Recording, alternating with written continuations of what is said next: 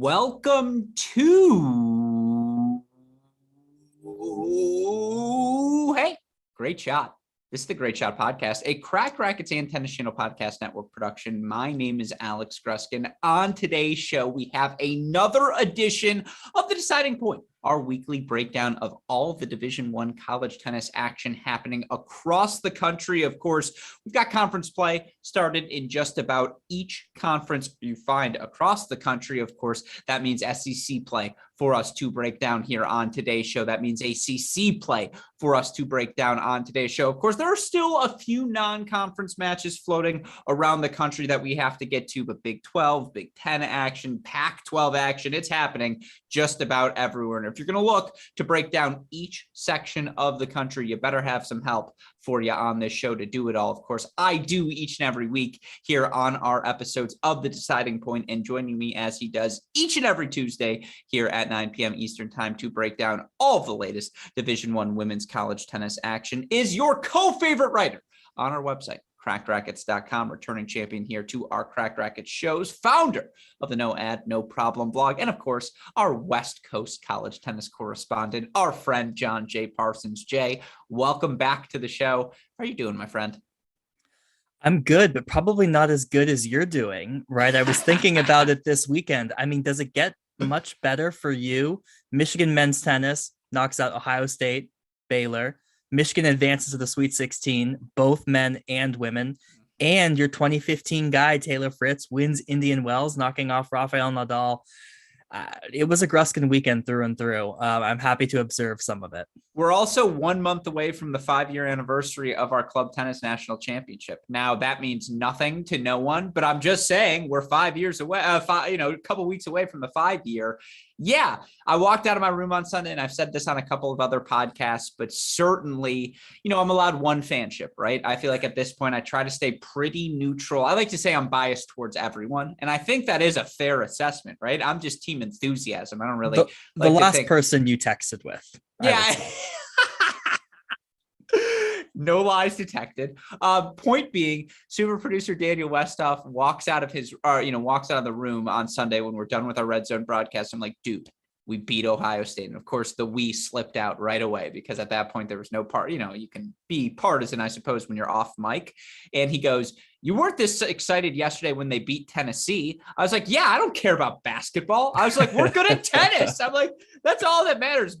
Wolverines beat Purdue comfortably in the morning, and then we beat Baylor here in the afternoon. It was just a great day in Ann Arbor. You're right. It has been a good weekend, but of course, it's been a fantastic weekend for college tennis fans everywhere, regardless of who you root for. Certainly, you were treated to exciting action at some point throughout the course of the past week. And what we want to do on today's show, of course, is break down all of the big results. We'll talk about Miami. Where should we have them in our power rankings? Is it time to start thinking about the Hurricanes as a top 10 team even prior to Alexa Noel's arrival on campus? Of course, we've had some other teams hovering in the background. And I think as each week passed, that's something, again, we'll talk more and more about. Who are the teams in NCAA tournament contention? Who are those dangerous ranked, 26 to 40 in the country teams that, may not be seeded, may not be regional hosts, but could come up and shock you. And certainly, some teams we're going to talk about today, the UCFs of the world, Georgia Techs of the world, Arkansas of the world.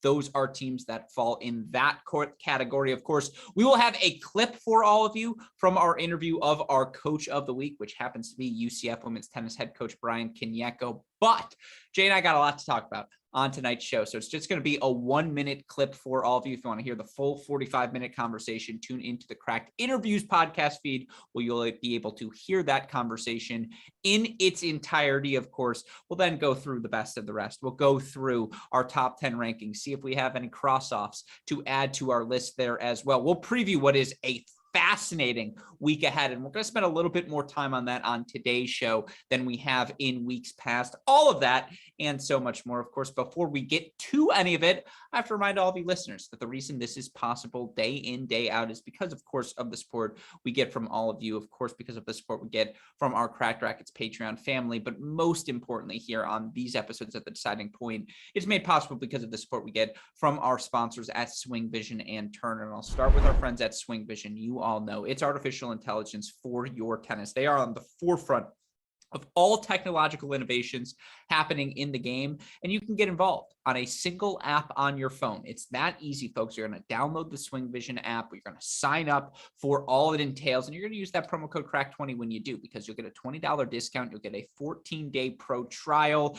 Once you try that pro trial, it's just, you're going to be stuck. You're going to be caught, folks. It's the best way to improve your game in the shortest amount of fashion. And again, artificial intelligence for your tennis. Maybe you struggle with your tennis IQ on court. Well, don't worry. We got some artificial intelligence here in the background for you. Again, you can learn more by clicking on the link in the description to this podcast. Shout out to our friends at SwingVision. Be sure to use that promo code CRACK20 upon sign up. Of course, when you look beyond that, we have to give a huge thank you, as always, to a returning championship sponsor here, of course, on our Cracked Racquets episodes of The Deciding Point and our Great Shot podcast feed. And that's our friends at Tourna. You all know the deal. Tourna grip is synonymous with just successful grips seen across levels in the tennis world. Pros have them, college players have them, junior players have them, local players have them. Everyone has a Tourna grip on their racket. You should as well. And you can learn more about the Tourna grip team. You can even get involved with their products beyond just their grips, that they got so much more. You can contact them by emailing sales@uniquesports.com. Of course,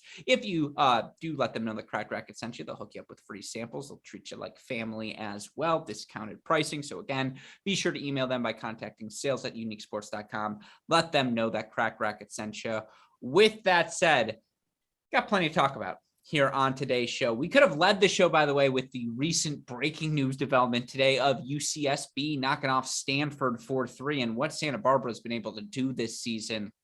We'll get to it, I suppose, a little bit later. But the place we do have to start today's show is with the aforementioned University of Miami Hurricanes, who, of course, are coming off of an era of, I would say, not their most success, because of course this is a team that's competed for national championships really throughout the aughts and early 2010s, and you go back to the Audra Cohen playing days era, obviously, Laura Valverde after that, and you draw a through line from there, the entire tenure of head coach Paige Tews all the way through to Stella Perez Somariba, who of course has been one of, if not the best player in college tennis over the past 2 full seasons that we've played. She won the NCAA individual championship back in 2019. Of course, no NCAA championship in 2020, but she came damn close to capturing it again in 2021, and watching her knock off Abby Forbes last year, maybe the most memorable match I'll ever be a part of on a broadcast. But of course, Stella Perez Somariba left this team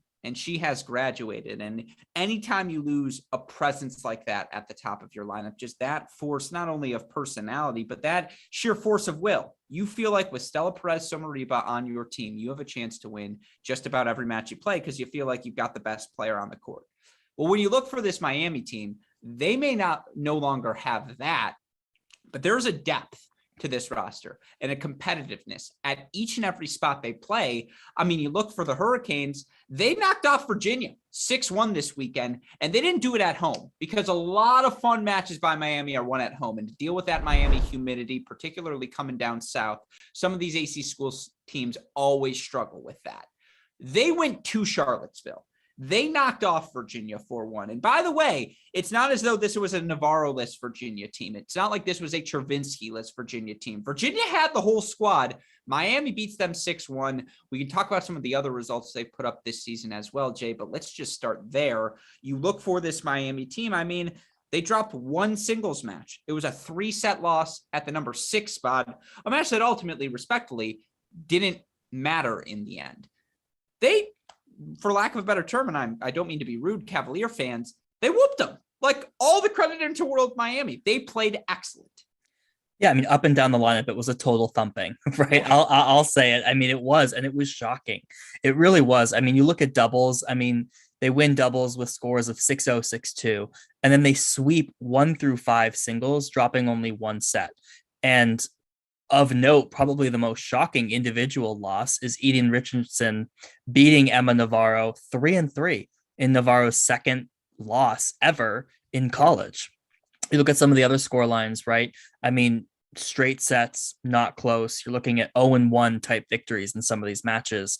Just a stunning display by Miami. I was totally shocked. I mean, we talk about this Virginia team. We talk about the strength of them at 1, 2, and 3. Navarro, Stravinsky, Subash, and Miami swept them there. They swept them at 4 and 5. I mean, it was an incredible performance. And as you mentioned, Virginia's not an easy place to play at the new facility. They have to deal with wind. And so a lot of teams struggle there. That was not the case for this Miami squad. Just an incredible performance. No, everyone's fit in well, whether it's Audrey Bach-Collins, who has come in and, again, her and Isabella Fenning, 9-1 at the number 3 doubles position. This team overall, 25-9 in doubles individual sets to start the year. I mean, they're 11-2 overall. They lost 4-3 kickoff weekend to USC. That was a USC team at the time that was playing extraordinarily well, right? And, with Cayetano and Ewing clicking the way they were, and, that was the match. Did it come down to Wilson, or did it come down to the battle of the freshmen, right? It was Wilson who clinched in the end 4-3. No shame in that loss.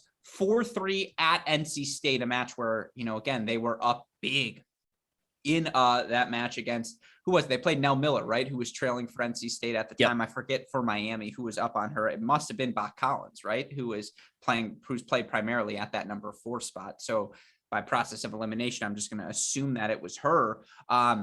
Yeah, because I don't think anyone else, or it was Maya Tahan, but I don't think it was Tahan. I'm pretty sure it was Bach-Collins. Anyways, this is irrelevant. The point being 25-9 in doubles, but then 54-20 in singles. And they just have options everywhere. Now, Eden Richardson, she's 5-5 overall in the year at 1, but she just beat Emma freaking Navarro. Like, clearly Richardson, when she plays her best tennis, she can compete with anyone. But you look at the depth beyond that, whether it's a Chong at 2, whether it's Isabella Fenning at 3, which is one of those sneaky points you don't think about as a lock, because Miami doesn't perhaps have a signature win prior to this one here this season. I mean, but Isabella Fenning at 3 singles feels like a joke. And you look for Fenning here over the course of the past weekend. Again, a dominant performance for her at the number 3 spot. We framed the question of, are they the 3rd best team in the ACC? And certainly right now you look, North Carolina is going to be your number 1. NC State beat this team 4-3, but you look in that competition for 3. They've now beaten Virginia. They've yet to play Duke. That's a must-watch match for all of us, but they've beaten Wake. They beat Florida State, Virginia Techs of the world. They beat Georgia Tech 4-3, a match that has aged well also, given the rise of the Yellow Jackets. I'll let you answer your own question. Are they the 3rd best team in the ACC? Hard to argue for anyone else right now. Maybe Duke. Yeah, well, I think that's why it's a good question here, right? Yeah. Because we will know the answer to this after this weekend with Miami playing both Duke and UNC, and I'm excited to talk about those. And I think as it stands right now, you have to say yes. I mean, I remember watching that NC State Miami match and thinking, oh man, maybe NC State isn't as good as we thought. Mm-hmm. No, they are. Miami is just really much better than maybe we anticipated coming into this season.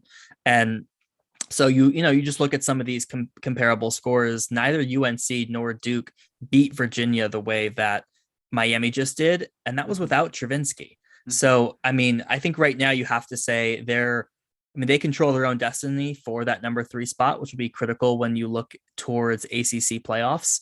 Or the ACC tournament. So overall, incredible performance from Miami. You're right about Fenning at 3. She was outstanding last year at 2 behind Stella. So to have her at 3 is absolutely a luxury. And this is a dangerous Miami team that you feel like is just gaining steam throughout the season. No, they're very, very good. And again, they're doing it in doubles. They're doing it in singles. They're experienced everywhere, right? Like, it's just Fenning and Bach-Collins and Richardson and just on and on and on. They've got the talent across the board, and it feels a year early, right? Like, it does feel, no, Bach-Collins didn't even play singles against NC State. I appreciate the update, Scotty B, who's asking a bunch of questions on the chat. I apologize, Scotty. We just got a bunch to get to today. But as always, I appreciate your interactions. And please know that even when Michigan knocked off your Baylor Bears this weekend, under my Michigan gear, I still was repping a Baylor shirt just so I could be like, I like both teams. I like both parties. Like, don't let me shun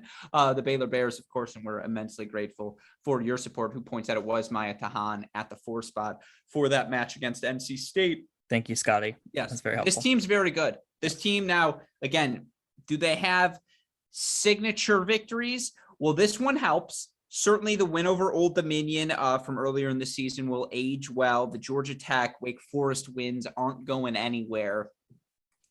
In terms of a top 8 seed, That's interesting. They probably have to beat everyone, but if they beat everyone but North Carolina and NC State, is there a team like that's a pretty strong case? Yeah, but don't you think they need to beat one of those at least once? I think if they beat one of them, it's a lock. Like that would be my argument. It's like let's say Texas A&M and Georgia split, right? Where it's Georgia beats them in the regular season and A&M beats them in the postseason tournament. Do either of those teams have wins that are definitively better than beating a Virginia or beating a Duke if Miami goes on to do that? Or again, the 4-3 at NC State without Bach Collins? Like, I do think Miami's certainly in the mix even without him. Well, I'll put it this way. The number 3 team in the ACC, I think, is a lock for the top 8. Okay. Given how strong the ACC is, right? To do that, like you're going to have wins over Duke, Virginia. I think if you get third, you probably have a win over NC State or UNC at some point, whether that's here or in the conference tournament. So you just look at the amount of depth that the ACC has, you're going to pile up some really good ranked wins. Yeah, Scotty says over under 2.5 teams for the ACC top 8 seeds. I mean, that is the number. You say over. Oh, man. I'll go over as well, just because I think the resume of that third team, like if you do get a win over North Carolina State or North Carolina, and now, again, why Miami's in such a good position is because they've run the table, is because they've beaten everyone else. Georgia Tech, Wake Forest, they weren't tripped up. They've gotten through what they need to get through, and now they've got the big prizes still on their schedule. That's just so valuable. It's one thing to beat those teams. It's another thing to not lose to the rest of the pack. They did that part. Now comes the real challenge, but you do feel like, again, Miami has probably locked up a top 16 seed, and that's a step forward. And again, a lot of these faces are going to be coming back next year. You add Alexa Noel to the mix as well. This is year 1 for Miami. Just wait. Again, next season, they will not be a team we overlook. They will not be a team that sneak up on our radar. Really good weekend for the Canes. And again, we'll get to see them continue to move for play a tough schedule here this weekend. We'll get to that a little bit later. Let's move on now. Let's go to the Big 12. And this has been a conference, certainly Texas, Oklahoma, known quantities. We know what they are.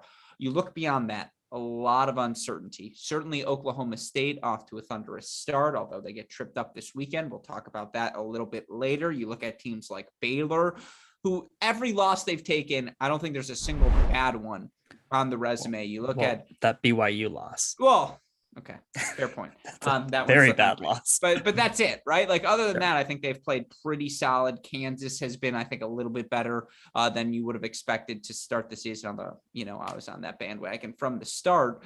Obviously, I think TCU's a pretty solid team this year. Not crazy good. Texas Tech's come a little bit back to earth, but one of the big teams we've had circled was Iowa State, who, along with North Carolina, were the final 2 undefeated remaining teams in the ITA top 75. Well, you look this weekend, that bubble was burst a bit for this Iowa State team as the Cyclones knocked off 4-3 against Baylor, 6-1 against Texas.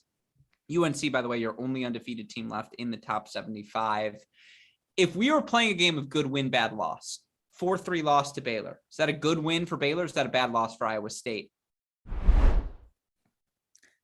It's tough to know because we hadn't seen Iowa State tested against a top 30 team prior to this. Mm-hmm. So while they were ranked 20, I didn't really know where their level was. I figured it was around top 30-ish. Mm-hmm. I mean, it's one of those where it's a much needed win for Baylor and a very disappointing loss for Iowa State. I'm going to go bad loss just to make this binary because this was at home as well, right? Mm-hmm. This was in Iowa. And so that is what makes it sting more. Yeah. I mean, look, this Iowa State team was number 20 in the country heading into the week. And you look for this team who they had faced, again, coming into the weekend. A couple of things canceled due to COVID, right? They weren't able to travel to NC State. And so for all we know, maybe NC State would have gotten knocked out by them. Again, at the time, we could joke around about those things when they were undefeated. 4-3 win against Purdue. I actually think Purdue's not bad. Like, I think they're a pretty solid team. They're 9-0 when they've won the doubles point, 0-5 in matches they've lost it. Iowa State obviously takes the doubles point against them. That's impressive. 4-1 over Columbia, pretty solid, 5-2 over VCU, 4-0 over Washington State. To your point, 4-3 over Wisconsin. Very, very impressive. But to your point, we hadn't seen them play a top 25 team. And I think all of us would have agreed coming into the season, Baylor was a top 25 team. I think they've stayed there for the majority of the season as well. You look for Iowa State. Again, there are things I think the most disappointing thing is that you drop doubles because they were right there in that point against, again, at home against Baylor. And to drop doubles in that situation, that's the one that kills you because you look for them in singles. There was one match that went 3 sets. It was Tassapore Naklo, who has been exceptional all year long for this Iowa State team. And, she ends up getting that win in 3. They take the number 2 spot as well. I guess the one I guess you're a little disappointed with your performance at number 6, where you dropped that match 2-1, but you lose 4 and 6 at 3. 1 point goes differently in that tiebreaker. You're going to a third set. And again, the result, because again, when you look at how they competed against Texas as well, I think the silver lining for this Iowa State team is you're bummed you lose to Baylor, but you still have Oklahoma State on the schedule. You still have all these little matches to prove yourself. I still think they're in top 16 contention. I wouldn't write them off quite yet. No way. So if they beat everyone else but Texas and Oklahoma, and let's say they get to the semifinals of the Big 12 tournament and they beat a Texas Tech again, and they beat a Baylor and make up for the loss here in the quarterfinal round, and now you're playing in Oklahoma or a Texas in that Big 12 semifinal, you don't think it's in play for them at that point? No. Okay, but it's very crowded. That's fair. It's very crowded, and I think that was going to be one of my takeaways on the rankings. You can kind of rattle off 16 teams very quickly, of which Iowa State isn't in that conversation. Sure. It's crowded. And you look at these conferences like the ACC, like the SEC. Like UCSB. UCSB, I gotta make room for them exactly. So I think a top 16 is off the table. I think getting as close to that as possible is certainly what they're looking to achieve so they can get potentially a cushier draw, but no top 16 seed. Can we do flip side for Baylor? Are they still in play? Baylor, you just have to beat, who are you going to beat? Are you going to beat Oklahoma State? Oklahoma State, and you probably need to. Baylor needs a few wins like that. Yeah. Because that's the question: is the third place team in the Big 12 going to be a top 16 seed? The same way as the third place team going to be a top 8 seed for the ACC. Oklahoma is going to be a top 8 seed. Texas has already locked in a top 16 seed. Do they need to beat in Oklahoma or just sweep everyone else to be a top 8 seed? I would argue they probably need to beat Oklahoma, not just sweep everyone else, because where are they going to find enough ranked wins to overpass? If the ACC gets 3, someone's getting cut out, and it could very well be the defending champs, the Texas Longhorns. I think the question for this conference is, do they get 3 in the top 16? And part of that comes down to how you feel about Oklahoma State. Yeah. But that is the question. Yeah. I think just last week we were talking about, could they get 2 in the top 8? Now we're talking about some of these in the top 16. I do think it comes down to Oklahoma State. I do think that that's the team that has the best shot at it. They have the most non-conference quality wins, right? You look at what they did at the Blue Gray Classic, that will help a lot. So I do think if Oklahoma State is able to get a few of the wins against just 1 or 2 wins, either in the regular season or in the conference tournament, they could be the one that locks up that top 16. Texas also has work to do. Their best win right now is, I believe, Cal, which is slipping in the rankings. So, they got work to do as well. Yeah, I think, again, Iowa State's got some nice wins. The big one's still on the calendar. They're at Kansas April 3rd at noon, at 1 p.m. Eastern. They got to win that one. They get Oklahoma at home. They get Oklahoma State at home. Need a split minimum if you want to be top 16. Ideally, you go 2-0. If you go 2-0 that weekend, April 8th, April 10th, you are unequivocally in the top 16 conversation. That's the question for the Cyclones. Now, can they get there? That remains to be seen. I think they're sneaky depth, though. I like the way they compete everywhere. I know they get knocked out at 6 pretty comfortably here, and you look for this team throughout the course of the season. And I apologize. I'm looking down right now as I look at my iPad for the stats. The only spot they've struggled, they're 7-14 at the number 2 singles spot. Other than that, they're playing 60% ball or better just about everywhere. Now, you could argue, again, it's early in the season, and they really have, they've played 12 matches, but I like this Iowa State team. I really do. And so let's keep our eye on them. Back to the playing favorites. This 100% comes back to you just had a really good time with the coaches interview. I did. But also, again, I think they have options. And I think I was looking at the wrong stats there because I'm pretty sure they're solid at the top two. I was looking at last year's stats. Yeah, I was going to say, my takeaway was they're good at the top two, and number 5 was a win this past weekend. They go 2-0 there. I believe that might be a player short. Kazuka. Right. But yeah.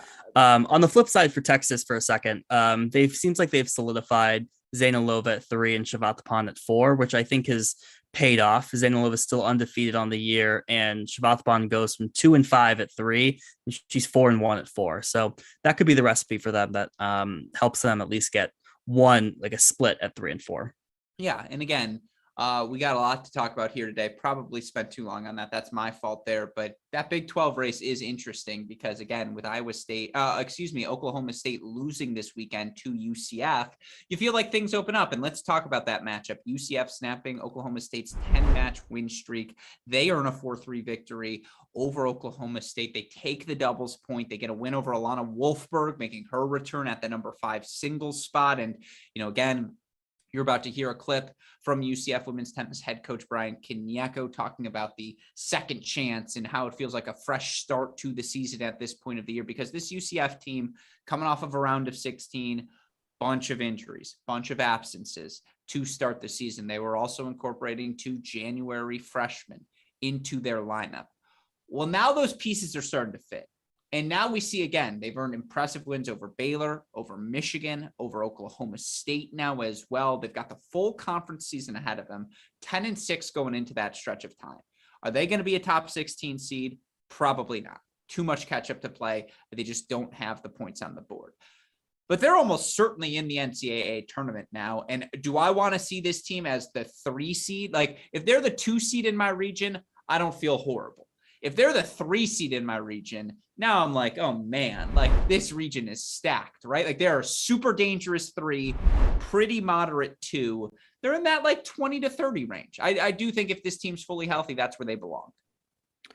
Yeah, I could see them poking into the 16 to 20 range, just in terms of the talent that they have on the roster. I do think, though, that just the matches ahead of them, I mean, everyone's scheduled Lake Nona this year. They had a ton of good matches. The problem is moving forward, now they're all basically left with conference matches, which aren't going to do them much in terms of trying to get back up into the top 20. So they will land at that 2-3 seed type area. But this was a phenomenal college tennis match. I mean, this was just as good as it gets. 3-set matches in singles. Like that's what it's all about. Yeah. And UCF home team, they won 3 of those 3-set matches at 4, 5, and 6. Mm-hmm. Alana Wolfberg, Oklahoma State, playing her first match back. She had match point. I was all ready to get the video recorded. So I just thought it was an incredible effort from this UCF team who has really struggled throughout the season. And again, going to be very dangerous down the home stretch. Coach Kinieko was so funny. I forget what player it was. I think at the 5 spot, whomever that match, the 7-6 in the third, right? Over Wolfberg. Oh, against Alana Wolfberg. Yeah, because she lost a 6-0 double set as well, the player at 5 for UCF. And he goes, yeah, she didn't win a game until an hour and a half in, but once she started, there was no stopping her. And so, again, talking to Coach Kinieko, and you can hear the full podcast interview on the Cracked Interviews podcast feed tomorrow. But I wanted to talk to him about, again, what this win does for his team, and looking at the past couple of weeks of results to beat a Michigan, beat a Baylor, a BYU, a Harvard. Does it just feel like a second chance, a second start for this UCF team? We, of course, have that clip for all of you now. So super producer Daniel Westoff, let's hear from UCF women's tennis head coach Brian Kinieko. Yeah, I think it is fair. I think after that weekend, we got a little more healthy for the Baylor and Michigan weekend. And then we had a weekend off. So, you're right. We did kind of actually talk to the team about that, okay, now we're kind of getting back to it. We're going to be smart and try to get ready for the second half. We know we have an important stretch, but like, it is what it is. I mean, that's kind of where we were all season. We've been, asking players to step up and try to do the best that they can. And honestly, like, even we've had some ups and downs in the beginning with injuries. I mean, every player that's been in the mix and in the lineup have been competing really hard, whether it's sometimes we're with 4 or 5 or 6. That's all we can ask for. I mean, we can't control some things, but obviously we just hope to keep improving and each week to get better. And I do feel that since January, we've been doing that, and we need to do it for another 6 more weeks. And hopefully we'll try to accomplish some goals that we have. So again, for the full conversation, you can head over to the Cracked Interviews podcast to hear from Brian Kenyeko tomorrow. Now, on the flip side, if we were to play the game, good win, bad loss. Good win, UCF, bad loss, Oklahoma State, Jay. Oh, good win, UCF. Look, I mean, this is Oklahoma State. They've been playing mostly indoors. They go outdoors in Orlando. Yeah, they competed really well, didn't get the win, and now they can turn to Big 12 play. Yeah. Sophia Biole, Yes. however you want to say it, she's a grind. Like, I just see it right away. You can just tell, and I talked about this with Coach. If you watch her play enough, and she was the one, by the way, who didn't win a game for the first hour and a half. It's Kyle Seelig. It's just like, that's the comp I always have for just the fighter in your lineup. You're like, let me just put this person at 5. And I know for the next 2 hours, I don't have to worry about this court because she will still be there out there competing 2 hours from now. And I'll get back to it when things close in around that mark. And again, she's a freshman, and I think she's 6-2, 6-3 here to start the season, primarily at the bottom half of the lineup. But, for this UCF team who coming into the year thought they were going to have more than they did. And again, talking to Coach Kenyeko, offered official confirmation we will not have Valeria Zaleva this season. She will be out for the remainder of the year. That said, again, if they're the 3 seed in your region, it's a stacked region come the NCAA tournament. I think this UCF team can play. 2 seconds on Oklahoma State. Again, they had the match, right? They had leads in a couple of different places. They were also down. I mean, they had a match point. Like, fundamentally, that's what it comes down to. You're right there. You have a match point. I think that's why this Oklahoma State team feels like a year away, right? Like, you need to take this lumps as a group before you get to make that next big push. I think this is one of the lumps you have to take, and it's a good one to have before you get the Oklahoma-Texas swing on your schedule. Yeah, I mean, I'll just put it in context of the season rather than past few years ahead. But look, I think you talk about this often. I think it's small beans here, Jay. Yeah, I think you move it into the future. I'm not thinking narratively. I'm just thinking tactically. Cross them here. off. We'll worry about them next year. I think this is one of those losses that they're going to learn a lot from. Right, this was Alana Wolfberg's first match back. And again, they're now going into Big 12 play, and I think this will give them motivation to kind of get some of those wins that they definitely need. Mm-hmm. No, it's again plenty to enjoy, and if you want to hear more from Coach Kenyeko about what the rest of the season entails for the Golden Knights, you can tomorrow on the Cracked Interviews podcast feed. Again, by the way, shout out to the background here in Lake Nona. You didn't notice the love bugs? No, yeah. On the top left of your screen. There you go. Honestly, I just thought that was, I don't know. I was going to make a joke there. It's like part of the hair, but I'm like, no, it's the head, it keeps it in. Yeah. Like I said, it's been a long day. Okay. Many podcasts recorded. We got our men's deciding point interview in today as well. And needless to say, spoiler alert, it was Coach Steinberg. And I wore my Michigan jacket during that because right, you got to. And I kept it on because I wasn't thinking for Coach Kenyeko, who is a proud Ohio State Buckeye. And he goes, "Oh, of course you're wearing that." And I was like, no, not intentional. I was like, "I'm so sorry, Coach," but it was intentional. Come on. I don't know, you're a Wolverine. You got to make it proud. With that said, one more storyline for you. And this gets us towards talking about some of the other results, because again, yeah, the headliners stick out, but if you've noticed the theme today, it's been about, those teams in the 16 to 25 range, those teams in the outside the top 25, but looking to stay inside that NCAA cutoff line. And a couple of teams who have jumped out from that perspective, one of them, pretty close relationships to the UCF program, as well as Coach Christina Sanchez-Quintanar comes over to Arkansas as a longtime assistant, or I don't know if long time is the correct tenure, but she was there for a comfortable amount of time working with Coach Kenyeko. She takes over the head coaching job at Arkansas. This Arkansas team is damn good. Whether it's their 4-3 victory over South Carolina, they lose 4-3 on Sunday to Florida, but you look for this Arkansas team. They went on the road and beat Vanderbilt, right, as well. And they've already earned some very impressive wins here this season. A Georgia Tech team as well that no Kenya Jones, no Vicky Flores. Certainly you were turning a page in Yellow Jacket tennis. And, it was a slow start for their season, but they got a much needed split. Both of these teams did. And you look for Georgia Tech, it's the 5-2 win over Wake Forest, a respectable, I thought, 5-2 performance in a loss to NC State as well. Start on the Arkansas component first. They had a coaching change this offseason. Due not to anything that happened on the court, obviously, but something that happened off the court. We don't have to relitigate that here. We're not in the business of embarrassing people at Crack Rackets. That said, a new coach, you always figure there might be some time you need to transition. They have not.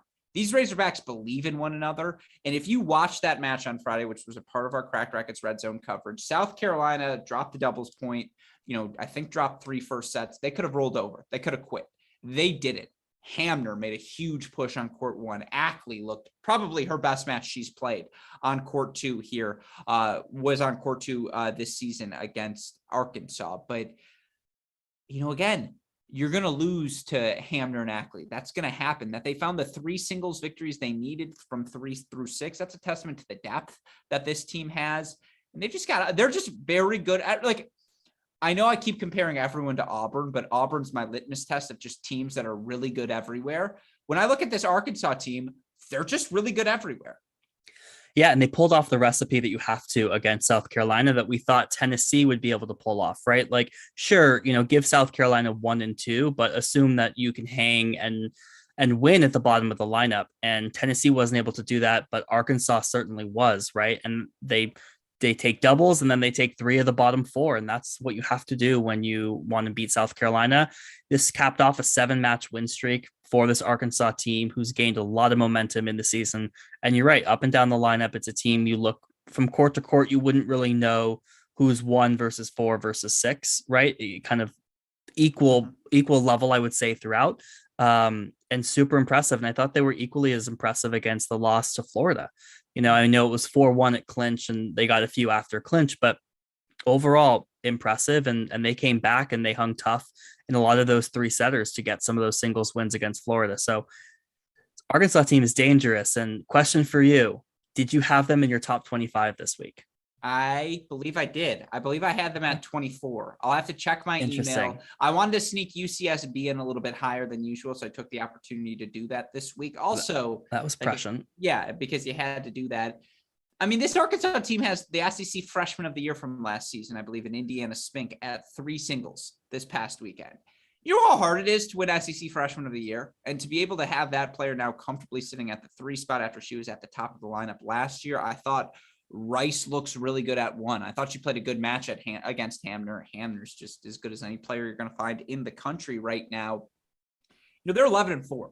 They had one really bad weekend in Kansas where they lose to Kansas and Kansas State by pretty comfortable score lines.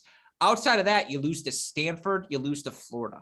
Tell any coach before the season, hey, you're going to have one bad weekend. You're going to lose to Stanford. You're going to lose to Florida. You're going to have 4 losses by the end of March. They'll sign up for that tomorrow. And certainly for this Arkansas team, they've still got Georgia on the schedule. They've still got Texas A&M on the schedule. They've still got at Auburn this weekend, which is now a must-watch showdown that we'll talk about in a little bit. But to beat Vanderbilt, to beat Kentucky, to beat South Carolina, if you want a shot at being a top 25 team, those are the wins you have to have in the SEC conference. And, most importantly, 2 of them were on the road. This team's just good. They are good. And I think you could say the same things about Georgia Tech now as well, right? No, they don't have the flashy superstar yet. They don't have the name brand identity that came with Kenya Jones and Vicky Flores, but they're getting closer. And I like the depth on this Georgia Tech team. I would, very much an NCAA tournament team. I wouldn't want them as my 4 seed, which they could very well end up being. Yeah, that would be dangerous. They started the season 0-3, right? They lost to ODU, Michigan, Auburn, and you were thinking, oh man, this could be a really rough season for them. Well, one, those losses in hindsight don't look as bad as they did at the time, right? They were the only 1 seed to lose to a 4 seed at kickoff weekend in ODU, but that's appreciated. That whole region was just funky too all weekend long. Yeah. Well, you say that because Michigan lost, but yeah. But look, they took doubles and 4 singles matches against a tough Wake team who didn't have Anna Capania at number 2 singles. That's worth calling out. But you're right. I mean, they have the depth. They have some seasoned veterans like a Gia Cohen playing down at 5 this year. So overall, they look strong. I thought just to take matches at 3 and 4 against NC State straight up, that's super impressive. And so, can I throw one more name at you? Sure. Carol Lee might be the most underrated player in the ACC right now. And you look for her at the number 1 spot for Georgia Tech, 10-2 overall, 12-2 on the year, 18-4 for the season in singles. She can freaking play. When this team plays North Carolina, because I don't believe they have yet, and in fact they have not, I'm saying it right now, Carol Lee is going to beat Cam Laura. That's my take. And it's going to be 4-1, and that's the win they're going to get. Interesting. Yeah, I don't think. Good take. Is it a bad take? No, I think that's the spot for them. And by the way, you bring up Campana. I believe her sister, Carolyn Campana, it was announced today, transferring to Pepperdine. We'll use that as a gateway into the rest of our results. I want to talk about the Pepperdine Waves next, but let's just talk there first. Any thoughts on that announcement? Yeah, I mean, these mid-season announcements always feel strange to me. I don't know why we're not announcing after NCAAs. It feels it's all Parsons' fault. Yeah, but he'll negotiate with you. Yeah, that's actually true. That's so true. He'll negotiate. So I don't know why. I mean, Pepperdine just really becoming transfer U, right? Yeah. I think the other thing that's interesting too is I don't know if we're seeing as many top men's players transfer this season as we're starting to see on the women's side, right? We know about Alexa Noel. We know about Campania. There's a lot more transfer noise, I feel like, happening on the women's side than the men's side. And maybe you can text me later, but that's how I'm feeling. Well, can I give a reasoning for why that might be? And yeah, I would love that. I don't think this is, I just think this is factual. Full scholarships are guaranteed. There's just more money available on the women's side. It's a little bit more fluid. Meanwhile, on the men's side, you have to negotiate your 4.5. And yeah, teams get around that. But if I don't have scholarship money left for you, there's it's going to take X amount of time more to get creative on the men's side versus on the women's side. Respectfully, it's we either have a spot for you or we don't. And we've got this scholarship for you or we don't. I just think it's a little bit more clear cut. And that's why we perhaps know more now. At the same time, Axel Neve is going from Notre Dame this year to Florida next year, right? There are some pockets of information that we already know on the men's side, but that would be my reasoning on the women's side is I just think it's a little easier to make those decisions clear. I totally buy that. I think you're right that probably expedites the process much more cleanly. I also had one Division I coach who is tuning in right now who will remain nameless, who pointed out poaching, that it happens, that it's just the name of the game nowadays. And guess what? You talk to enough coaches, they'll all agree with you. You are going to get aggressive now. For better or for worse, that's modern college tennis. And I think it's better because I think it forces everyone to be on your game now at all times. Yeah, if I hear one more coach complain about having to keep their players, I'm going to lose it. But that won't win me any friends in the coaching world. But it's true. Okay, Jay, don't worry. I'll be your friend, and then we can be surrogate friends. There we go. That's all that matters. But with that said, again, I want to talk about some of the other results, and we'll move on, and we're going to go through these quickly. And it is just going to be a longer show. I can tell all of you right now. But guess what? Time flies when you're having fun, and that's what we do here on our episodes of The Deciding Point. Let's talk again. Some of the big picture results, the best of the rest. You look for these Pepperdine Waves. It's now 9 in a row for them against USC, and notably Fukuda back in the lineup, healthy. I think she's played the best of any of these Pepperdine Waves in singles so far on the year. Brodus gets better every time I watch her play. She just simply does. The power tennis just has a place. I have fallen in love again with this Pepperdine team, slowly but surely, because the silver lining of all the struggles in the season was, and I think we've said this openly, is but they're winning doubles points. And you just figure, give them 5 months to figure out singles. Singles is the thing you have the biggest margin of error for in college tennis, because A, it's 2 out of 3 sets, and B, you got 5 months to just be fit at the end of the season. Sometimes it's simple as the healthiest team wins, and Pepperdine has a couple of options to turn to in case the health turns against them. That said, I thought it was a really good win against USC. And it's funny because whenever I get to Pepperdine in the rankings, I'm but they've got some puzzling results on their resume. At the same time, I just cannot justify it to myself or the college tennis gods to ever put them lower than top 5. It's so interesting. I had a little bit of a different takeaway from this match. Okay. On the flip side, just chat USC for a second. It's so good to have Naomi Chung back in the lineup. 100%. It's a new team. It's a totally I'm new ignoring the month of February. Throw it out. Forget it. Delete it from your memory banks. Trojans are back. Yep. It's so nice, and it's so needed. But I mean, look, those are their 2 wins, 5 and 6. You talked about the strength of this Pepperdine lineup. We thought they could play 8 deep and sweep some of these teams 8-0, right? So just huge win for the USC team there. Fukuda looks awesome. I'm a little concerned though about Pepperdine. Hey. And I'll give you this, right? I'm concerned about Pachkaleva and Flores. Yeah. Pachkaleva, she looked great at All-American. She beat Ewing, she beat Forbes, she makes the semifinals. She's 5 straight losses and she's no longer in the singles lineup. You look at Vicky Flores, she's 3-5 in duels. It doesn't really matter what position she's playing in. It's a struggle. She has 5 unfinished matches. Well, yeah, that's what I was going to say is that is the most misleading 3-5 record though in the world, because how many times has it been like 7-6 first set, match goes unfinished? Like that's just the Vicky Flores modem. But to your point, that's so unexpected. Like we figured, especially if I would have told you at the start of the year, guess what? It's Vicky Flores at 5. You'd have been like 21-2 come May. Like just lock that record in. Give her all those unfinished matches, which by the way, she was not leading in all those unfinished matches. She's 8-5. Yeah. At 5, at 4. Yeah. So, we haven't seen Radulek these past few weeks. Imachkine has played. Fukuda and Czar look great. They look good in doubles. That's worrying to me. It's concern for me. My thing is though, and again, I actually think this might be a silver lining thing. Like, I swear to God, knowing the conspiracy theorist that Per Nilsson is, like, he might just be, he's just like, I don't want you clicking till April. He's like, I can't have you peak too soon. We're not doing that. Like, I need there to be some doubt. I need there to be some competition. I'm not saying he's doing that. Obviously, you want your team to be as good as possible as soon as possible. But I actually think if you ask the Pepperdine coaches, I don't like the expression gun to your head anymore, but if you gave them that Verita serum, right? Or whatever it is in Harry Potter, that truth serum, and you were like, hey, be honest, struggle's good for you long-term. I honestly think they would say yes, but it better freaking stop April 1st. It's like April 1st is the hard cut line. Well, that's what I was going to say. Struggle's good for you long-term. Yes. Long-term struggles, not good. Yeah. And we're veering into the long-term struggle territory.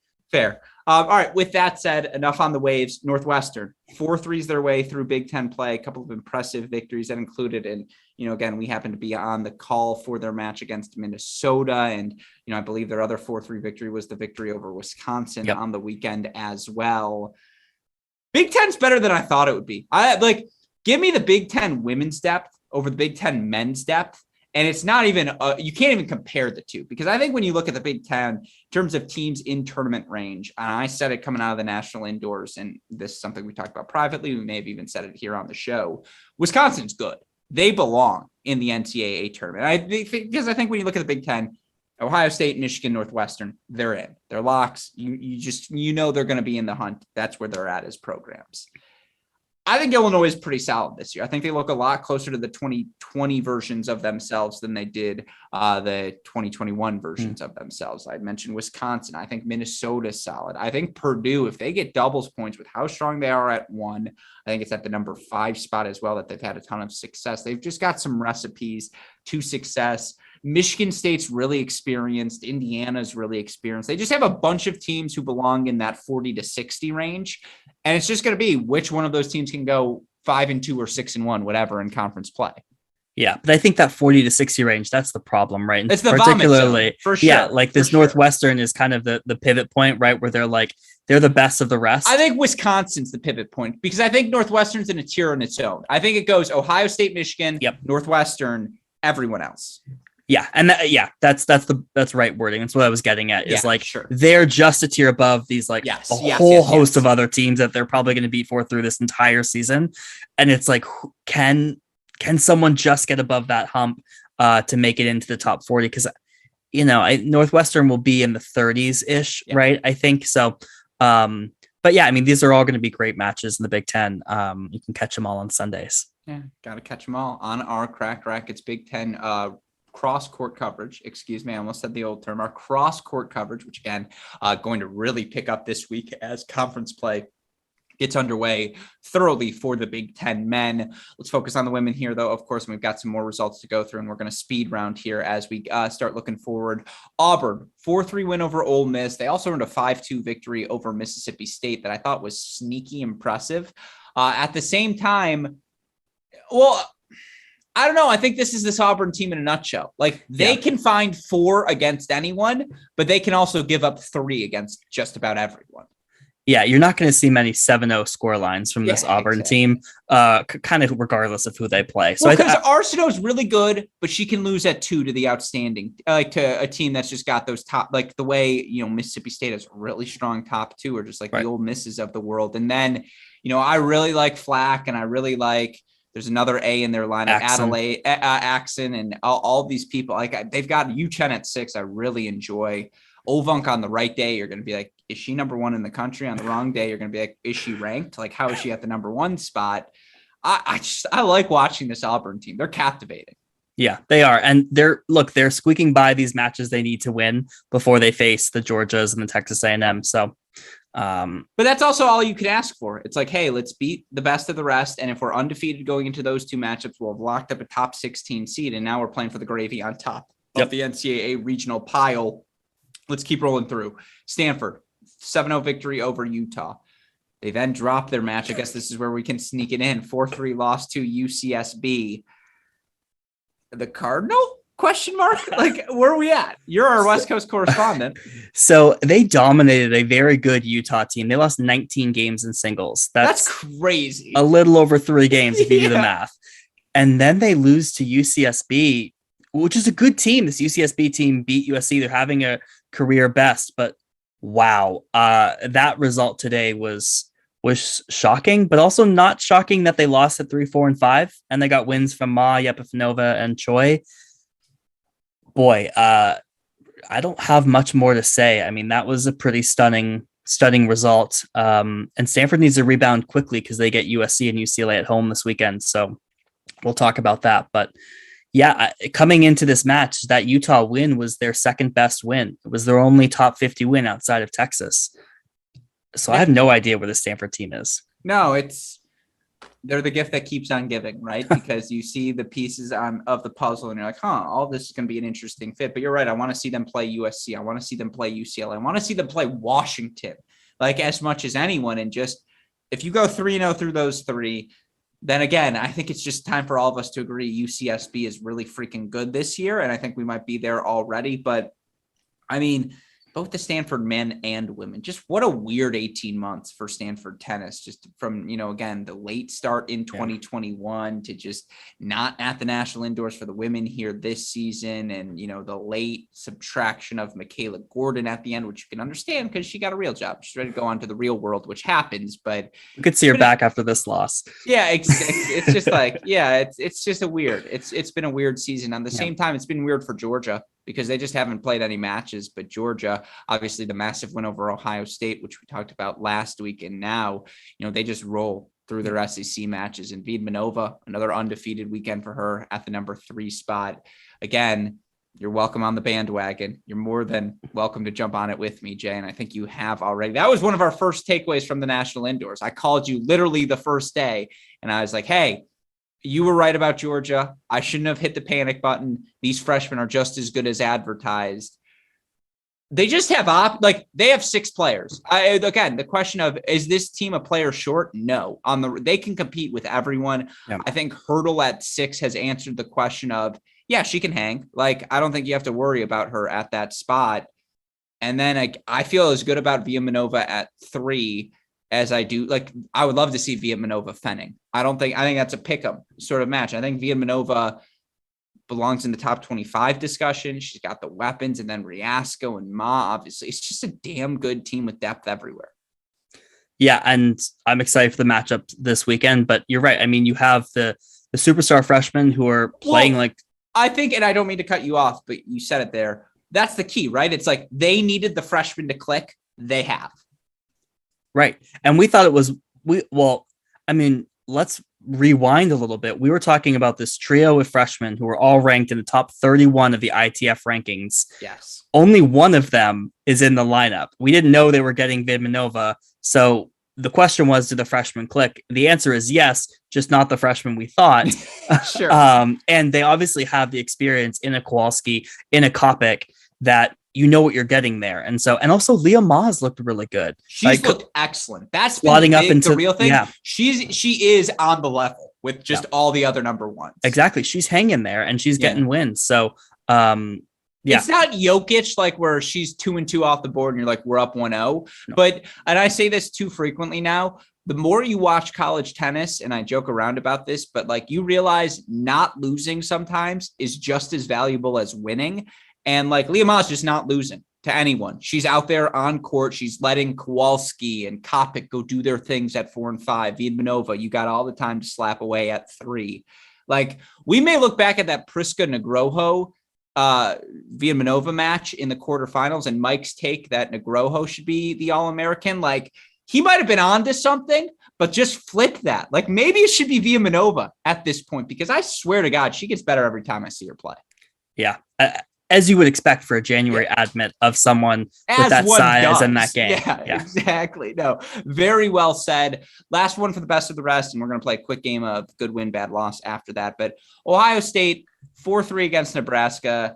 I'm going to disagree with you here. And again, sneak peek behind the Iron Curtain. Jay does far more work for this show than he has any obligation to do, but he sent in the notes and, you know, I like to use them because I think they're a fun launching point for our debates. Like clinch. And you'll hear it in the Coach Kanyeko episode, why he's a fan of it. It's like after a team has 4, you're just lying to yourself as a coach if you think the motivation's the same. Now, of course, the great ones find a way to get over the finish line and stay focused. And there will be individual efforts always to commend and applaud. But like this match was 4-1 at the time of clinch. That to me is the takeaway. I don't disagree with any of that. Here's why this result is interesting to me. Kontos played good. Well, Nebraska's solid. They're there in the Big Ten. Kontos played 2. Yeah. Kontos played 2. That was interesting to me. They have maintained the split of Boulay and Allen at 2 and 3. I think Dormé is injured. She has not played for 4 matches. She's been out. She used to slot in with Marzal at 3 in doubles. I think that's why they've split Boulay and Allen. So that's interesting to watch, right? They're starting to drop doubles points with that split.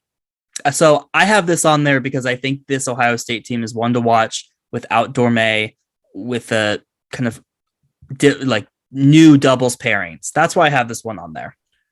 Fair. You're right. There was some experience because it was Atway at 6, if memory serves me correctly. It was Atway for the Buckeyes here this weekend. Obviously, that is not who they've been playing. So yeah, you're right. That is something to monitor. At the same time, I mean, it's interesting because I think Nebraska is right in that mix with the Wisconsins and Illinois of the world. Yeah. I don't know if I mentioned them, but they're in that 40 to 65 range. And you could build some confidence if you're Nebraska, but you're right. All right. That's fair. That's much more fair than there's some nuggets. Yeah. Yeah. No. I see what you're saying. You're absolutely right. With that said, a lot of other results. Ready? We're going to rapid fire through these. We already talked about it at the top. Auburn taking out Mississippi State, and we'll do a full SEC specific show. I'm going to try to do rotating guests. If you want to join me this week, you're more than welcome. We can boot out Chris Halioris, but let's go through these. A&M 5-2 over Kentucky, 6-1 over Vandy. I think they're a top 10 team. I think they're on the level. What say you? I agree. I think the biggest takeaway for me on Texas A&M was Katya Townsend back in at 6, hitting overhand serves. That's a dangerous for the rest of the SEC. But I kind of like the 6 they had pre Townsend coming. I mean, I like that this team has options, right? Yeah. With Stoyana and Pilette, and just they can do anything they want at 6. Yeah, but if you have your former 2/3 player on the bench from injury, it feels a little bit like a Guzman situation, and we just haven't given it nearly the same sort of hype, right? But like, maybe we should. Dana was a little better last. Yeah, exactly. Like, Guzman was just such a linchpin for that Oklahoma team, such the bright spot. So, yeah, it's interesting though. It's like, again, who do you take out to make room for Townsend? I think that's the question for Coach Weaver, and it'll be interesting again to see how he negotiates that.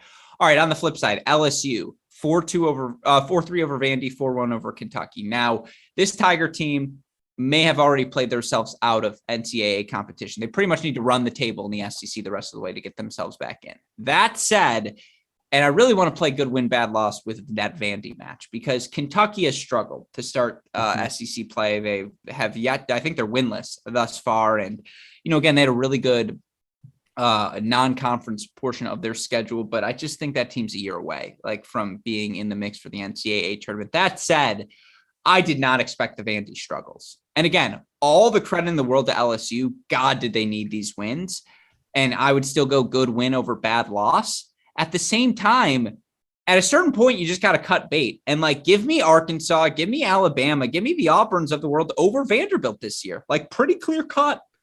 Yeah, I mean, I feel like we cut bait a few episodes ago. Yeah. A few weeks ago. And then every week it's man, this is. Well, I just think they needed to go 1-1. The loss to LSU to me is you just can't lose that match. I don't care that LSU has 6 players again. LSU has won 2 matches coming into this. Vanderbilt has lost, I think this was they're 1-3 in SEC play, maybe 1-4.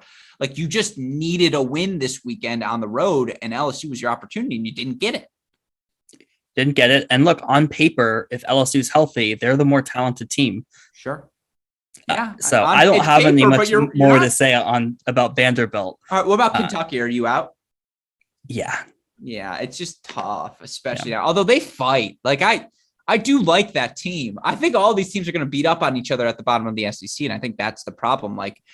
For Alabama this weekend to go 0-2 against the Mississippis, that's just inexcusable. I don't care that they were both on the road. Those are you need to go 1-1 against those two teams at least. But they're both good. I think Mississippi State has some talent up and down the roster. It was tough. It's a tough weekend for Bama. Yeah, I mean, tough weekend for Bama. You need one of those Mississippi schools. Particularly the way they started the season, right? And it's interesting to see some of these schools like a Kentucky, like a Bama start fairly strong in the non-conference play and then come into the SEC and kind of get walloped. So tough for them. Yeah, no, I would agree with you there. All right, let's move beyond the SEC. Wake bounces back 5-2 win over Clemson. I thought that was impressive. I thought Furman, San Diego continued to do their thing in terms of non-Power 5 conference schools who are clinched their spots in NCAA tournaments already, and just those dangerous 2-3 seeds you'll see lingering across the country. Again, Pac-12 wise, Oregon splits with Arizona and Arizona State. You could argue it's probably more surprising that the results went the way they did, but I think this Oregon team's been pretty solid. Texas Tech drops a match to Kansas. They've struggled at the start of the Big 12 season, but they ultimately earn a much needed victory over Nebraska. After that, good win for TCU over Kansas State. And then all the Big 10 sorting through, right? Wisconsin beats Illinois. Illinois beats Minnesota. Penn State survives by beating Iowa. Nebraska is still in the hunt because they beat Penn State. For Michigan State to lose that match at home against Purdue 5-2, that's a really tough loss for this women's team as they try to make the NCAA tournament here this year. You just can't lose your home matches in conference, especially when it's a pecking order sort of match. Yeah. I know that was a lot at you, but any thoughts on the smorgasbord of results we threw up there on the board? Well, the biggest surprise for me on the Big Ten is when it's not a 4-3 match for the non-Ohio State, Michigan matches. I mean, it just feels like we've talked about this, but those 40 through 60 teams all feel extremely evenly matched. And that's to your point, why when you get those at-home matches, you got to win. So overall, I mean, a lot of results. I think we've basically covered them. No, again, Texas Tech would be the one. They're almost the Vanderbilt of the Big 12, where it's you are a loss away from almost playing yourself out of things. And I just thought, given the non-conference, really since blue-gray, that team has struggled a bit more than I expected. Yeah, and with their strength at number one, right? Exactly. You just think that carries you at least somewhere, but it's been a struggle. Yeah, well, again, it's always a struggle to do these shows, and I'm immensely grateful for the support that we get. Look at this segue. I promise it'll make sense in a second. Our friend QH in the chat says this show is so great for college tennis, men's and women's. I'm immensely grateful. I assume QH stands for Quentin Halise. I don't know why you're watching, Quentin. You probably got a challenger to get ready for, but I appreciate it nevertheless. And more broadly, obviously, immensely grateful for all of you who tune in live, who do take the time to interact. Obviously, y'all got to get on Scotty B's level. Dendilu the Yankee. This is a good one. It was crying with laughter, Jay, at your transfer you comment about Pepperdine. So, again, I have a fan in the Yankee. I saw one of the comments earlier saying I agree with John. So we're in sync this whole episode. Your burner, you can tell me. Yeah, I'm just on this side. Yeah, that's what you're just typing on the side of. Or maybe I'll have to read that name backwards and feel like, is that a pseudonym or something? We'll have to do. In reality, that's just Simon Earnshaw sending his love to you right now. But with all that said, those are your results from the past week in women's Division I college tennis. And again, there were a lot of good ones. Hopefully we touched on all of them. Let's get to the rankings now and talk about our top 10 here as we look at the show. Now, again, we've introduced a new segment here at the rankings, and come April 1st, we'll expand to our top 16. So we can start talking about who we think are in competition for those host region sites. The new segment we introduced, though, is cross-offs, and we talk about who can we cross off as we look at for the race in the national championship. Now, there are some teams even not on this list who last week we weren't quite prepared to cross off. Now, certainly you look at a team like Georgia, who is rapidly ascended up these rankings. I think we agree. Well, let's just go through it real quick as we look at this top 10. I think we can start at the top. North Carolina, Oklahoma, NC State, equivocally not cross-offs, right? Unequivocally not cross-offs. They are very, very much in the national championship hunt. Yeah. Oh, by the way, I meant to introduce this. You see his smiling face there. 700 wins for Coach Brian Kalbas. I love you, Coach Kalbas. I love the entire Kalbas family. You could have gone smoother with dumping the ice on his head. Like, we got to get better on that for win number 800, because he's going to get there. I promise. Again, like 2 or 3 seasons. Yeah, I am a Gatorade dumping consultant. So whomever is a player on that team at the time, there's a chance Crawley's still on that team. Let's be honest, with all the winning this group does, just call me and I've got some advice for you how to do that better. By the way, shout out to Coach Farud as well. What was it was it 700 for her too, or 500? 500. Right. I mean, that's just, it's laughable, right? Like, it's just like, have you done anything 500 times in your life successfully? No, Gruskin, I was just thinking the same thing. No, I was like, what have I done? The only thing I would say is brush my teeth, because it's like you go through day after day after day after day, and it's like, I've done that 500 times. But like, I was going to give you a little bit more credit. You've done 500 podcasts. I've done like triple. Yes. So then 500 successfully. Oh, I mean, I'll leave that up to the listener, I suppose. Okay. Super producer Daniel Westhoff would argue like 2 of them have been successful. This being one of them moving forward here. But I think we agree. Point being, North Carolina, not a cross-off. Oklahoma, not a cross-off. NC State, not a cross-off. Are you crossing off Pepperdine? I'm not. I'm not. No. Yeah. Georgia?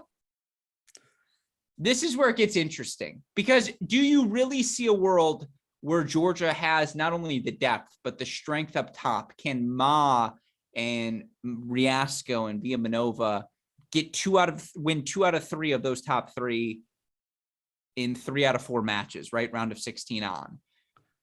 Will they need to do that? I think they can. I think that 2 and 3 looks really strong, particularly against some of these top teams who maybe aren't as strong at 2 and 3. I think I need another weekend with Georgia. Yeah. I'm not ready to cross them off. I am still in favor. By the way, some breaking news as we're talking. Ashley Barty has announced her retirement from tennis less than 2 months after winning the Australian Open. What? Don't break this news live during the show. That just means it'll be an emergency mini break podcast, Jay. So we'll have to, but again, some breaking news for all of you. In case you were wondering, where was I when I heard that news? It was sent via text. So that is shocking. And if you can send that again, Scotty B, can I get some confirmation from you? I know Westhoff sent it to me and Dalton sent it to me, but I'm not going to believe Westhoff sent it to you. Westhoff, we're busy. Yeah. And I'm easily distracted too. Very Westhoff. Yeah. Come on. We need him for 15 more minutes. Might be fuming right now. Oh, I'm sorry, Jay. All right, back to cross-offs. I'm sorry, but come on. This is just remarkable. I'm not crossing off Georgia. I'm not crossing off. Am I crossing off Duke? They're young, but like with Chen and all of these different people. Oh man, and some. I gotta stay focused. I'm sorry. I'm getting some texts now about some juicy rumors that are floating around. Yeah, I don't like rumors, this. I don't like rumors. We can do. I would love to dive on some rumors. Not on camera rumors. No. All right, we're focusing in on this. We've locked in. I'm taking. Oh, Scotty B confirms. By the way, now you know it's real. Ashley Barty retired. What?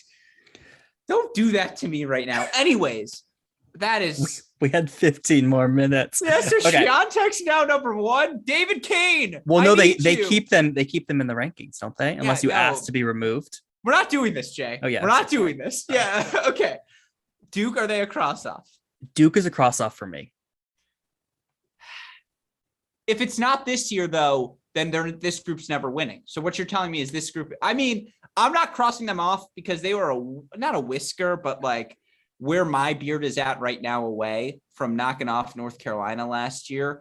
And I think this team is better than last year's team. All right, we can keep them on and we'll see how they do this weekend. Can we do like a single line? But if they lose to Miami, we'll double exit. Yeah, exactly. Okay. If they lose to Miami, they're out. No. I think I said no last week. I gotta say no. I'm crossing. I don't think they should be in this top 10 anymore. Well, we did it before UCSB, obviously. Well, I know. I'm stating that for our listeners. And by the way, our top 10, I should probably say that out loud. North Carolina 1, Oklahoma 2, North Carolina State 3. Ashley Barty was number 1 on this list, but she retired. North Carolina 1, Oklahoma 2, NC State 3, Pepperdine 4, Georgia 5, Duke 6, Stanford 7, Ohio State 8, A&M 9, Texas 10. This is the first time I actually feel justified in placing A&M below Georgia. So you're crossing off Duke.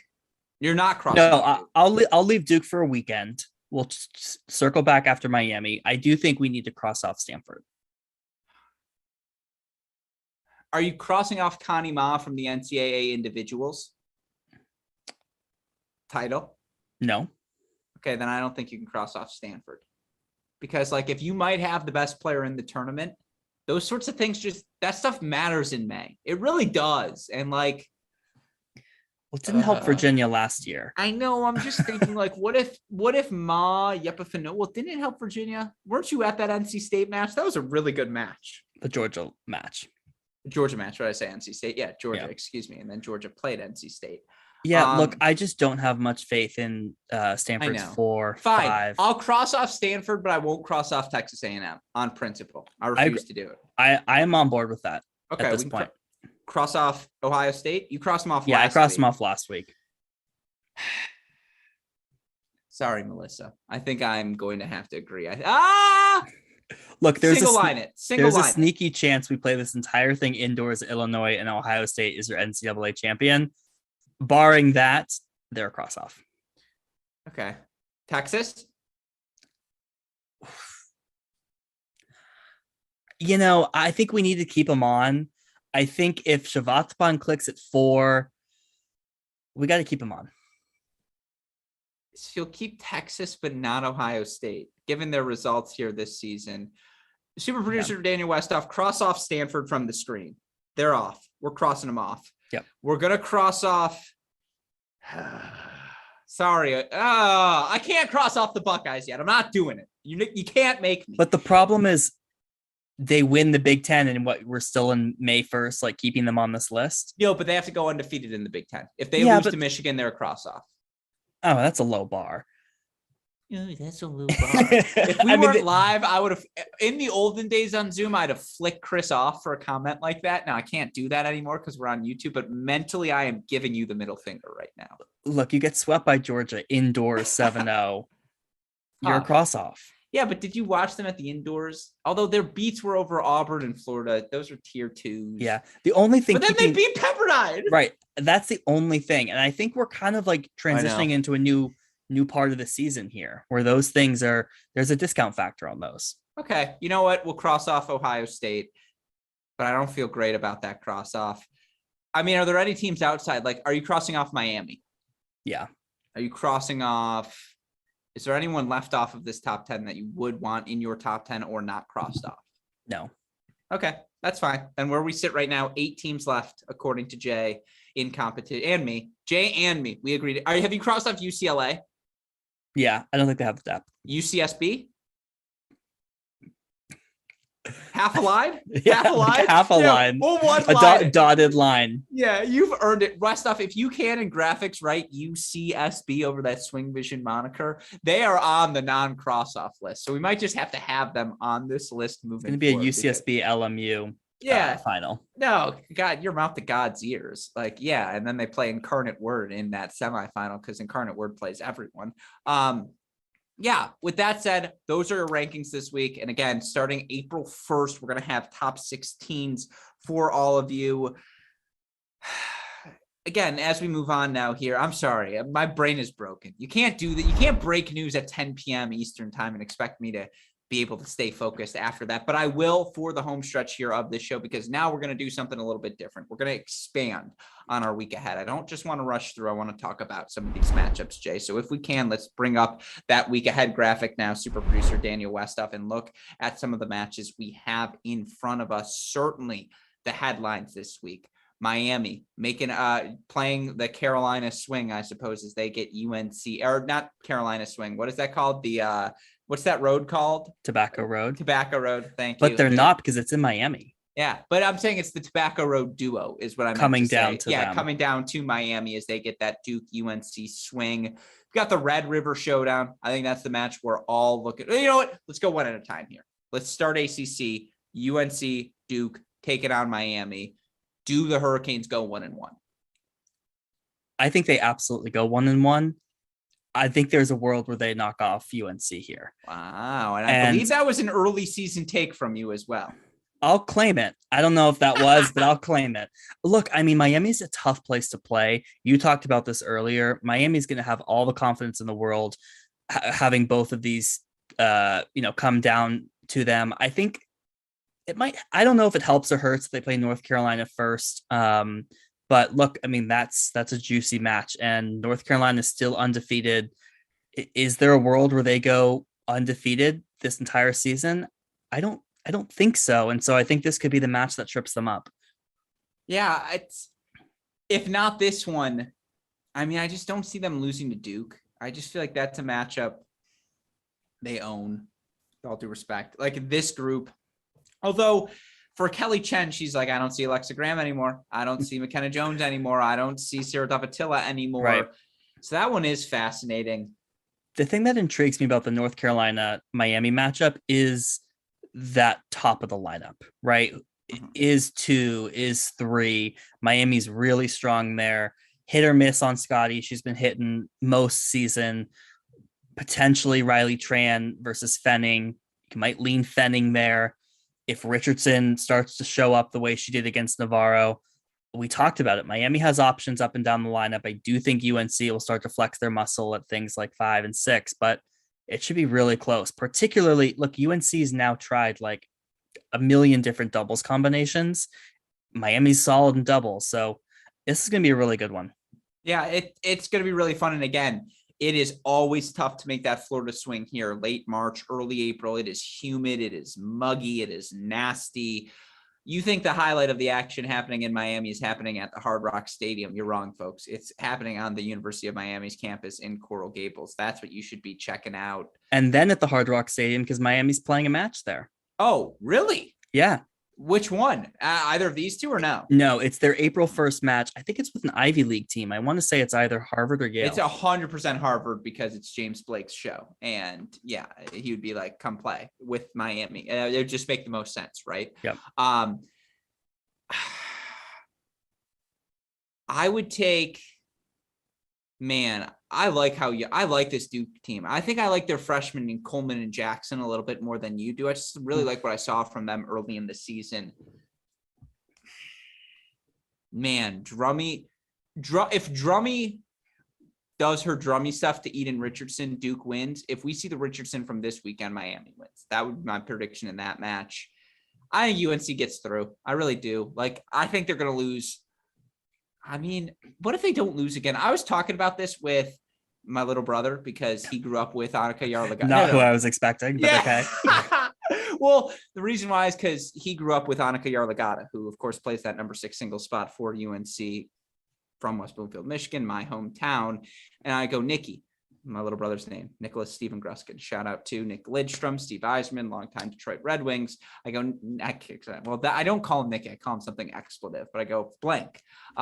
You realize for Annika's entire career, she's never lost a regular season match. In fact, through 3 years, she's lost one match, and it was the NCAA semifinals 4-3 to Pepperdine. Like, they just don't lose. They don't lose regular season matches ever. Yeah. And so, like, what's to make them stop this season? I don't know if I see it. That's fair. We've had many. No, Dandaloo, the Yankees, a first disagreement with you. What'd they say? I must have been about the records. It must have been about UNC losing. Oh, this person's a UNC fan. Oh, it's you. So you tell me, what are you? Yeah, you're just throwing me off the scent. All right, let's move on. Red River Showdown. Oklahoma, Texas, part 2. Oklahoma knocks off the Longhorns quarterfinals of the NCAA ITA National Indoors. I imagine this match will be played outdoors. Do we see the Goos in singles? That's a fascinating question. I would imagine the answer probably not. Probably not. But maybe. And again, for this Texas team, who I think is slowly rounding into form, you have Shivatapan now at that number 4 single spot where she's slowly become more comfortable. At the same time, I think all of their freshmen, whether it be Zinalova, whether it be Vrutski, freshmen have gotten better as well. Oklahoma's just been cruising by, right? They've just kind of been beating down everyone they're supposed to beat down. I don't want to say it's been a while since they've had a match like this. It has, has it been since the National Indoors where they've had a match really at this level? Because I don't think they've played, an NC State or a UNC since the National Indoors, and short of one of those sorts of matches, or really a top 10 opponent, I should say, since the National Indoors. This is fascinating. Where are you at with the Red River Showdown? Yeah, I mean, both. I forget if Oklahoma or Oklahoma State gets Baylor first. If I'm Oklahoma, I really hope I have Baylor first to get some of those like top 25 matchups out of the way. Look, I think this is going to be very interesting. I think Texas is a better team outdoors than they are indoors. I'll be interested to see if we see Goose. Look, I've been an Oklahoma bandwagon this entire time. Give me Texas in the upset here. I think they're rounding into form, and I think this is like the one lump that Oklahoma takes before they go on a postseason run. I mean, do they need to take a lump? Wasn't the NCAA or the ITA final the lump they take? You win doubles, you win 4 first sets, you lose that match. Like, there's your lump. Yeah, they were happy to be there. That was a celebratory, a celebratory final. Lump. It's a celebratory loss. Look, I just, it's always tough to beat someone twice or thrice. It's going to be tough for Oklahoma to do this again. But look, they're at home. They could very easily blow out Texas, and I would not be at all surprised. But we want some drama. We want some excitement. So I'm calling for the Texas upset. Yeah, it's crazy that we have now. I mean, the Overton window has shifted, right? Like before this season, it was Oklahoma's going to take one of their matches against Texas. Now it's, hey, Texas should steal one from the right. Like, can they get one? Yeah, exactly. Maybe? Do we know this match is in Norman, correct? It's exactly. It's both of these matches are in Oklahoma. Yeah, I'm not picking against the Sooners. Give me Oklahoma in Norman to get the job done. But again, that is going to be a fascinating matchup, and you feel like at some point, this Texas nucleus of Stearns, Collins, Shivatapan, Rapaloe, they're going to be like, you guys know we won the national championship last year, right? Like, don't worry. We were asleep at the wheel. We've woken up. Time to turn it on. A win over Oklahoma would certainly go in ways of doing that. Now, again, you look elsewhere. Undefeated SEC teams facing off. Texas A&M and Georgia. 2 of the 3 remaining undefeated SEC teams. I believe the other one, as of right now, would be Auburn, who's yet to drop a conference match as well. But this is the moment for A&M. Like, Georgia just had their moment with Ohio State. A&M doesn't have a signature win this year. Right. They have a lot of great wins, a lot of good wins. No great, nothing signature. Do they get it this weekend? No. I look, this is a match that's at Georgia, but look, I mean, I think this Texas A&M team is getting better. The Townsend addition is huge. I've just been more impressed so far in kind of like the transitive property results of this Georgia team, who's just swatted aside so many of these SEC opponents. I imagine this will be outdoors, hopefully a big crowd, and I think this is Georgia's cementing of their first place in the SEC. Mm-hmm.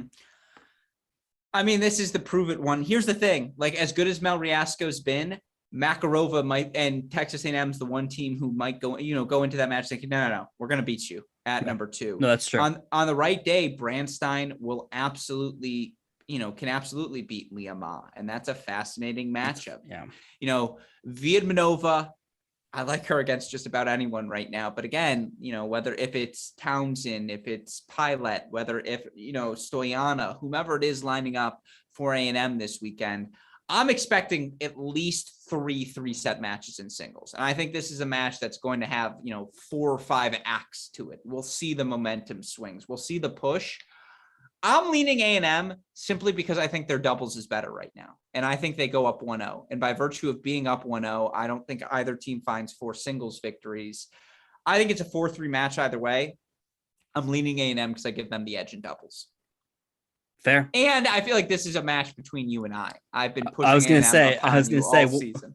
I need Westhoff to jot these down where we differ on the Oklahoma and the Georgia ones. We'll circle back next week. Yeah, winner can host the show. No, you look beyond that. Pac-12, NorCal versus SoCal. Is it NorCal or NoCal? You tell me. It is NorCal. Okay, I'm not from the region. Like, again, pardon my, NoCal. No, NoCal, SoCal. It's just a little easier. No. All right. So NorCal versus SoCal, UCLA making the trip up, and Stanford's looking for another big win, particularly after they dropped this UCSB matchup. Oh, by the way, Sunday in Athens will be mid-60s, no rain outside, and the crowd will be hunkered down. I forgot the matches in Athens. I'm sticking with Texas A&M because I'm a man who's got gumption, but thank you, Kevin. I appreciate the update nevertheless. NorCal versus SoCal. Stanford, it's a prove it weekend for them. What you got for me? Yeah, I mean, look, I'm going to try and make it out to both of these matches Friday, Saturday. So I'll be on the ground corresponding there. Coming in prior to the UCSB match, I was thinking that Stanford could take both of these, and they needed to if they want to cement their top 16 seed. Now, I think it's going to be really interesting. I think Stanford gets through USC, and they might fall to UCLA. I think Stanford goes 1-1 on the weekend. Yeah. I think that's a loss for them. I think they need to go 2-0, especially. They have to. By the way, if any Pac-12 team wants to be a top 16 seed, someone needs to separate themselves, because I don't know if on the merits, the Pac-12 winner right now is going to just be guaranteed a top 16 seed. Now, probably should be, but like if it's Washington or if it's not Stanford, the only team you can really envision cleaning up and sweeping everyone, although following this UCSB loss, maybe less so, is Stanford.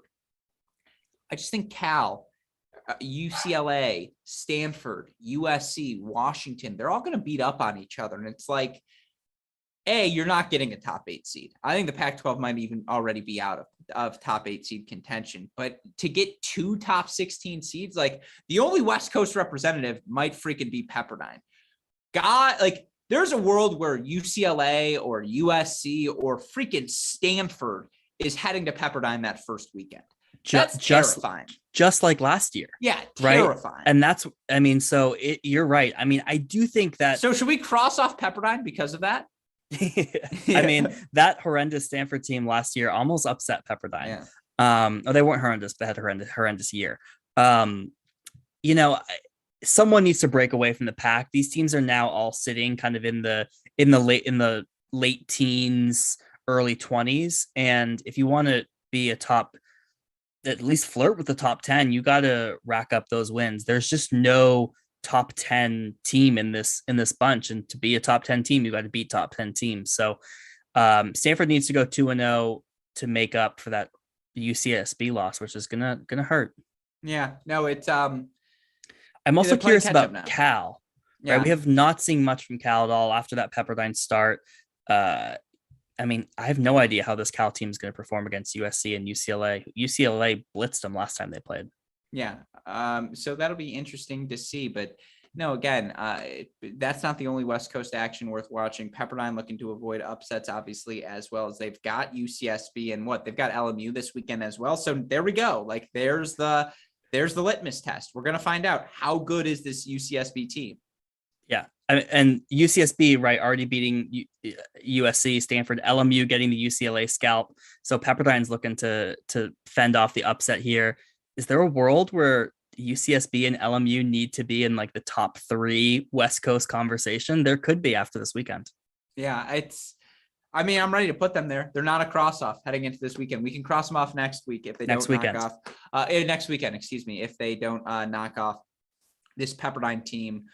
With all that said, it's a really fun week ahead, and there are other good matches certainly to monitor. In fact, we'll have a lot of those matches on our Cracked Racquets broadcast as we continue our cross-court cast, all of our coverage, all things SEC Big Ten on Fridays and Sundays. Of course, you can find all of that Friday coverage on each of the team websites. And if we can, super producer Daniel Westhoff, let's pull that graphic up now on the screen. We've got, I believe, 7 women's matches, 6. Let me do some quick counting here. 1, 2, 3, 4, 5, at least 6 women's matches, maybe 7. I'm not sure what that South Carolina, Mississippi State match is, but certainly, again, a bunch of good matches for us on Sunday, even on Friday, even more so for the Big Ten on Sunday as well. And let's pull up those if we can. Again, as we look at our Big Ten graphic here now, and certainly some pecking order matches, Indiana, Nebraska feels almost like an elimination match. Ditto for that Purdue, Iowa, Northwestern Maryland's going to be fun. Wisconsin, Michigan women's going to be fun because that's a good test